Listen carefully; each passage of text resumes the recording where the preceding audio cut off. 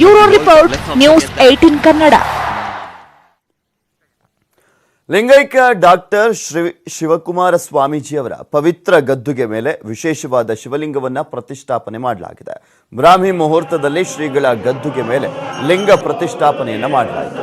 ಶ್ರೀಗಳ ಮೂರ್ತಿ ರೂಪದಲ್ಲೇ ಪ್ರತಿಷ್ಠಾಪನೆ ನಡೆಯಿತು. ಬೆಳಗ್ಗೆ 5:30ರ ಬ್ರಾಹ್ಮಿ ಮುಹೂರ್ತದಲ್ಲಿ ಪ್ರತಿಷ್ಠಾಪನೆಯನ್ನ ಮಾಡಲಾಗಿತ್ತು. ಸರ್ವ ವಿಧಿವಿಧಾನಗಳೊಂದಿಗೆ ಸಿದ್ಧಗಂಗಾ ಶ್ರೀಗಳಿಂದ ಪ್ರತಿಷ್ಠಾಪನೆಯನ್ನ ಮಾಡಲಾಗಿರುವಂಥದ್ದು. ಪ್ರಾಣ ಪ್ರತಿಷ್ಠಾಪನೆ, ರುದ್ರಾಭಿಷೇಕ ನೆರವೇರಿಸಲಾಗಿದ್ದು ಕೆಲವೇ ಕ್ಷಣಗಳಲ್ಲಿ ಮಹಾಮಂಗಳಾರತಿ ನಡೆಯುತ್ತೆ.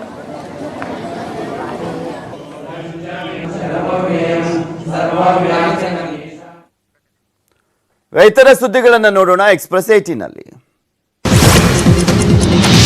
ಅನರ್ಹ ಶಾಸಕರ ಜೊತೆ ಸಿಎಂ ಬಿಎಸ್ವೈ ಸಭೆ ನಡೆಸುವಂತ ಸಾಧ್ಯತೆ ಇದೆ. ಅನರ್ಹರ ಭೇಟಿಯಾಗಿಯೇ ಬೆಳಗ್ಗೆಯಿಂದ ಮಧ್ಯಾಹ್ನದವರೆಗೆ ಸಮಯವನ್ನ ಕಾಯ್ದಿರಿಸಲಾಗಿದೆ. ಬೆಳಗ್ಗೆ ಆಗದಿದ್ರೆ ಸಂಜೆಯಾದ್ರೂ ಅನರ್ಹರ ಜೊತೆ ಸಿಎಂ ಸಭೆಯನ್ನ ನಡೆಸಲಿದ್ದಾರೆ. ಕೇಂದ್ರ ಚುನಾವಣಾ ಆಯೋಗದ ಮಾಜಿ ಆಯುಕ್ತ ವಿಧಿವಶರಾಗಿದ್ದಾರೆ. ಹೃದಯಾಘಾತದಿಂದ ಚೆನ್ನೈನ ತಮ್ಮ ನಿವಾಸದಲ್ಲಿ ಟಿಎನ್ ಶೇಷನ್ ನಿಧನ ಹೊಂದಿದ್ದಾರೆ. ಶೇಷನ್ ರವರ ನಿಧನಕ್ಕೆ ಪ್ರಧಾನಿ ಮೋದಿ ಸೇರಿದಂತೆ ರಾಜಕೀಯ ಗಣ್ಯರು ಸಂತಾಪವನ್ನು ಸೂಚಿಸಿದ್ದಾರೆ. ಶೀಲಾ ಶಂಕಿಸಿ ಹೆಂಡತಿಯನ್ನ ಗಂಡನೇ ಕೊಲೆ ಮಾಡಿದಂತ ಘಟನೆ ಗದಗ್ನ ಮದಗಾನೂರು ಗ್ರಾಮದಲ್ಲಿ ನಡೆದಿದೆ. ಶಂಕರವ್ವ ಪೂಜಾರ ಕೊಲೆಯಾದಂತಹ ದುರ್ದೈವಿ. ಲಕ್ಷ್ಮೇಶ್ವರ ತಾಲೂಕಿನ ಬಸಾಪುರದ ಈಶ್ವರಪ್ಪ ಕೊಲೆ ಮಾಡಿದಂತ ಪತಿರಾಯ. ಹಂತಕ ಗದಗ ಗ್ರಾಮೀಣ ಪೊಲೀಸ್ ಠಾಣೆಗೆ ಶರಣಾಗಿದ್ದಾನೆ. ಸಬ್ ರಿಜಿಸ್ಟರ್ ಕಚೇರಿಗಳಲ್ಲಿ ಕಾವೇರಿ ಸಾಫ್ಟ್ವೇರ್ ಟ್ಯಾಂಪರಿಂಗ್ ಪ್ರಕರಣಕ್ಕೆ ಟೆಸ್ಟ್ ಆಗ್ತಾ ಇದೆ. ಈಗ ನೋಂದಣಿ ಮತ್ತು ಮುದ್ರಾಂಕ ಆಯುಕ್ತ ಕೆವಿ ತ್ರಿಲೋಕ್ ಚಂದ್ರ ಮೇಲೆ ಸಬ್ ರಿಜಿಸ್ಟರ್ಗಳು ಒತ್ತಡ ಏರ್ತಿದ್ದಾರೆ ಅಂತ ಹೇಳಲಾಗ್ತಾ ಇದೆ.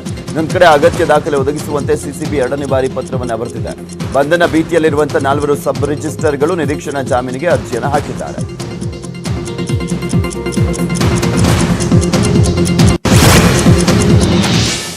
ಇದು ಇವತ್ತಿನ